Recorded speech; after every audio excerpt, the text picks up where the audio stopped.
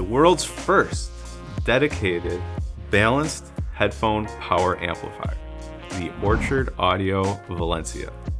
We have it in-house today, and it is brand new to the headphone industry, a new concept that we haven't seen before. And what we now need in our headphone chains is a preamplifier. Very common in other areas of audio, but most of the time in headphones, that preamplifier is built into some other product. And what I mean by preamplifier in general is the volume dial that you will see either on your DAC or on your amplifier or your all-in-one desktop unit. This unit does not have a volume control or a preamplifier, and that means you need to bring that to the party. Why is that advantageous? Why would we do that? Well, if you've been in the two-channel world for a while, similar to where Orchard Audio has been, the more components you put into a device, and it raise that level of complication, the challenge becomes higher to isolate those parts from each other, maintain things like low noise and low THD, and separating all of that out in a big two-channel system can really help isolate those things so that you're getting the best, purest, cleanest sound you can. And then what they've also found is you can then use those other components to custom tailor it to your sound. And headphones in general, that hasn't really been a concern. The manufacturers are just using good volume pots and they're happy with the sound. Well, Orchard Audio, you've probably heard of them from their Star Crimson monoblocks. I heard of them first with on the Zeos Pantera video review channel, and he's a big fan of the Star Crimson monoblocks, and he also lives in relative close proximity to Orchard Audio, and he developed a friendship and a relationship with them. And he said, we don't have a power amp in headphones. That would be really cool. What would it sound like? And Leo over there took that to heart. They collabed together back and forth. It was a lot of fun being in their chat group, watching it, the product develop. And here we are now with a fully developed and launched product. For the unit tour, a power amplifier is a pretty straightforward unit tour because there isn't going to be a whole lot going on with it. On the back panel, you have your typical IEC connection. He has it rated at 95 to 265 volts, so it should be fairly well compatible pretty much everywhere in the world. You only have one input. It's a set of 3-pin XLRs left and right. And then on the back, you also happen to have an output for a speaker setup. It has to be a pretty efficient speaker setup. I believe is running 7 watts into 8 ohms, and you can't be running that at the same time as the headphone. So you may just be using that for troubleshooting or a second set of speakers that you happen to have around. But primarily you'll be using on the front panel the 4-pin XLR output. It is a balanced only amplifier. So if you have only single-ended headphones, you'll either need to get a new cable, or if your headphone's just not compatible with it, then unfortunately it's not going to work. And then there is also a power button on the front.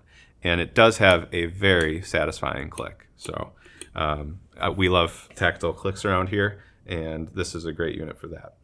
As far as specifications are concerned, Orchard Audio does a fantastic job listing everything out on their website, a lot of testing values and parameters that they've shown, so you can really get into all of that in detail. Because we're Abyss headphones, I'll focus more on how they work with our headphones. With the Joel and the MR, if you do the math on what they're providing, it's going to run about 17 watts. So that's a lot of power for a Joel and an MR. Your preamp's likely going to be pretty low, and you're going to be using low gain if possible. Because 17 watts is obviously way too much power for those headphones. However, on the DZ and 1266, you're going to be running about 9 watts. And what's really great about that is, especially on stuff like the 1266 and the DZ, at the higher end of the power range, a lot of amplifiers kind of tend to peter out a little bit. Like, you still get good audio quality and its volumes plenty high enough, and the volume may even go higher, but it starts clipping in ways that are often very hard to hear, sometimes presents as distortion.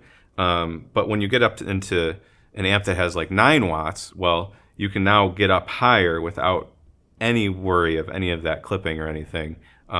So you get the full power that you could out of the headphones.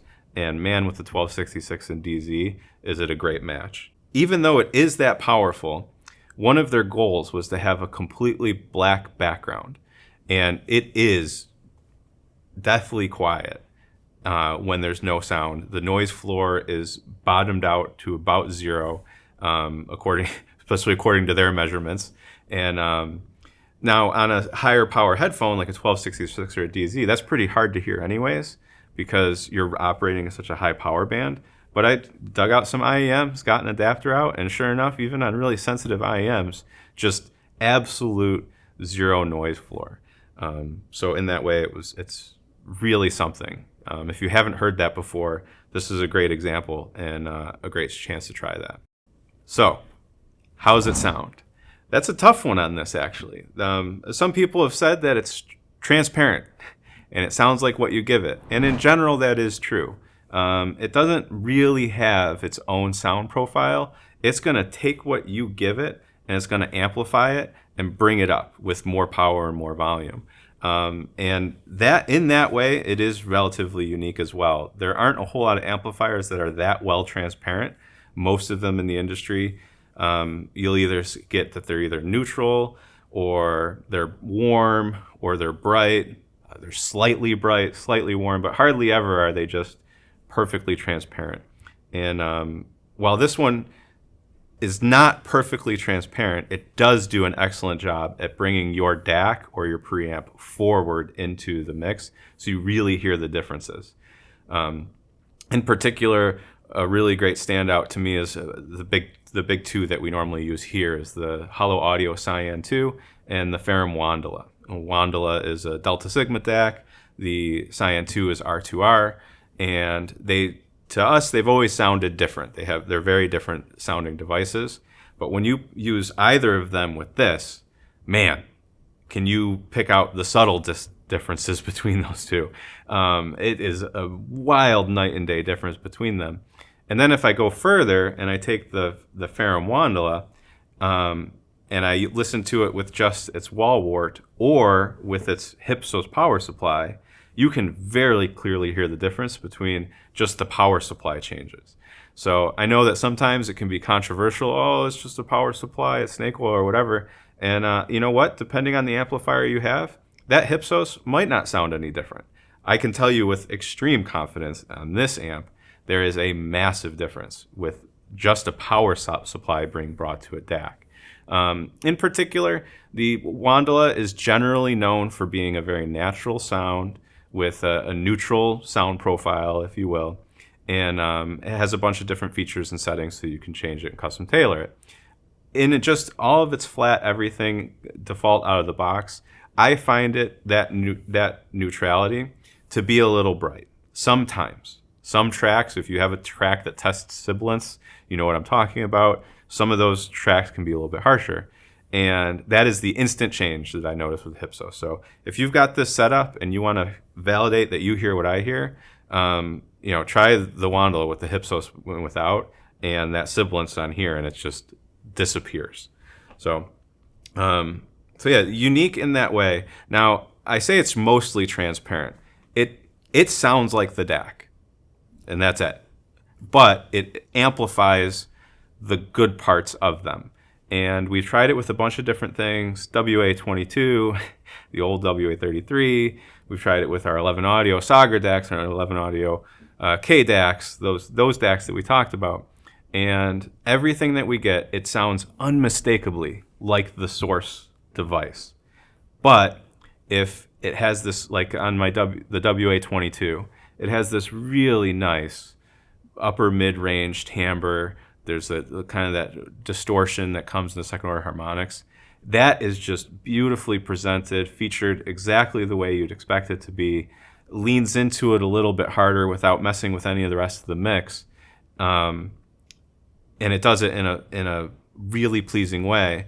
And then with the tube setup that I have, that's also a really dynamic amp, actually, which isn't typical of a tube amp. So it's got a little bit of punch, a little bit of drive, and it can be a lot of fun to listen to like that. Well, with this, it's just more dynamic, more drive, more of exactly what you're giving it. So yeah, that would be how it sounds. It sounds like your source equipment, but amplifying the good parts and bringing that to you. And if you love your amp or you love your DAC, this will likely help you love it more.